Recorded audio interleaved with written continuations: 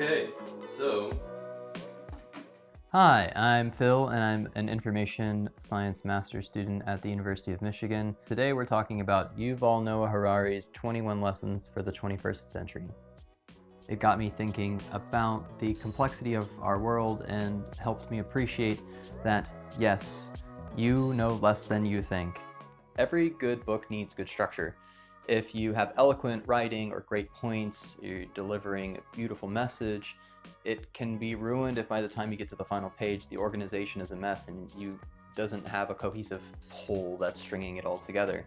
And Harari knows this. In fact, he talks about stories as being an important part of culture and history and the identity that we form for ourselves. So stories are important, and he says most stories are held up by the weight of their roof and not the strength of their foundation. So he's keen to that, and he makes sure that his structure is really good. The 21 chapters are beautiful, and they round out in an awesome way, which I'll get to at the end.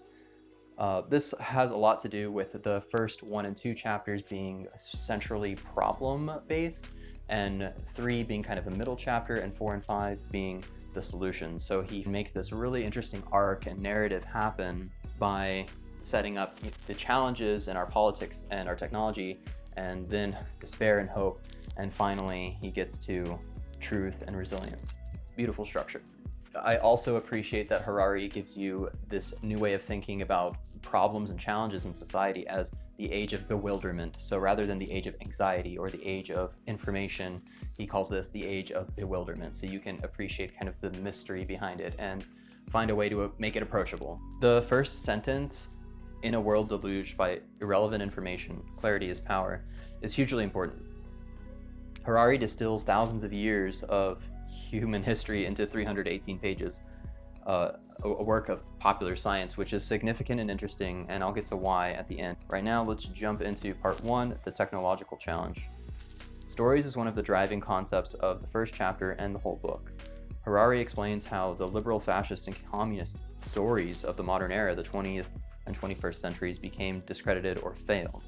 These stories are global political structures that, quote, claimed to explain the whole past and predict the whole future of the entire world.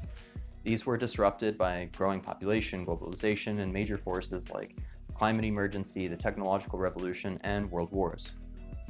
Side note, one of my favorite ideas from this book I got is that historians and pundits claimed in the 1990s we were about to experience the end of history, or a period of stabilization forever, where all nations agreed on kind of how things went.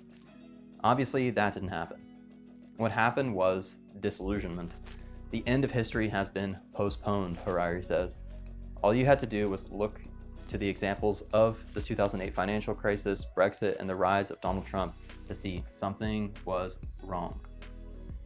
The other chapters in part 1 I'll just quickly skim over. They are work, liberty, and equality. The key takeaways being, when you grow up, you might not have a job. Big data is watching you, and those who own the data own the future. Mostly, I thought this was pretty weak, and the technological challenges Harari described had been debunked or misguided. For example, the issue of coded bias and artificial unintelligence was largely ignored, while the issue of job security and human autonomy or control over technology was overrepresented. Okay, political challenge, part 2. This one I liked better and have fewer complaints, but I'm also less familiar with politics. The two central arguments were humans have bodies and global problems need global answers. Those were my favorite chapters, community and nationalism in part 2. These ideas were right at home with me because I recognize that techno-solutionism is its own problem, and we can't just throw money and tech at problems like poverty or climate change. They need a lot of different perspectives and nations and input from different channels to create dynamic solutions that are not just technological but social and political. So the idea that humans have bodies was right at home with me. I also loved nationalism as a chapter because it addressed a question I've personally had for a long time, which is why are countries like the US and the UK careening toward nationalism if that seems destructive and violent and arrogant? It seems to me like we're pointing fingers at each other and closing our doors, and that's not the direction we need to be going in. So why is that happening? Why that pattern? Harari gave an answer or a few ideas of why we're seeing a trend in nationalism and why it's not going to work for the future, mainly because there are three global problems that need global input. That's the ecological problem, the technological problem, and the nuclear problem. We might as well throw public health in there as well and say the pandemic has shown us global health crisis also needs global cooperation. Really liked those two chapters in part 2, the political challenge. Part 3, despair and hope, is really just a bridge between the problems laid out in chapter 1 and 2 and the solutions laid out in chapter 4 and 5. So I'm just going to skip over part 3 and move to part 4, truth. I like this chapter a lot because it made me feel less bad about the discourse around fake news and post-truth, which made me feel powerless. In fact, Harari says, fake news has always existed, so nothing to panic or worry about there. He even draws a connection between religion being a kind of fake news, where people are just motivated to act or believe based on systems that aren't evidenced by observation and truth. So he suggests that humans are innately good, and perhaps more so without religion, laying out the core values of an agnostic or atheist human-centered creed, and that includes truth, equality, compassion, freedom, courage, and responsibility. The last part is resilience. Harari must have sensed my feelings of fear, anxiety, and helplessness at this point, because he starts by saying, quote, "If you feel overwhelmed or confused by the global predicament, you are on the right track." I like that this is a process-oriented approach and recognizes that the work is a journey, not a destination. You never arrive at a perfect society. He actually makes a beautiful point of this in a reference to Aldous Huxley's Brave New World on pages 251 and 255. So this is the last bit of Harari's book, part 5, and he cleverly comes back to the idea of the story or anti-story. He asks, how do you live in an age of bewilderment when the old stories have collapsed and no new story has emerged to replace them? The chapters in this part are education, meaning, and meditation, and they were a home run for me.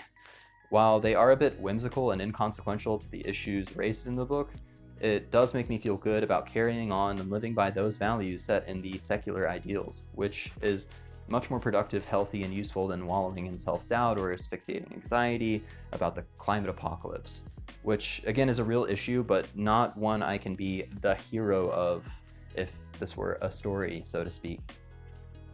Critics say Harari's work is banal and full of platitudes, that this is his worst book. Bill Gates gave it 3 stars on Goodreads. But I don't care. I like this book. None of the topics go super deep, and I recognize that some of the explanations suffer, feel thin, topical, or poppy.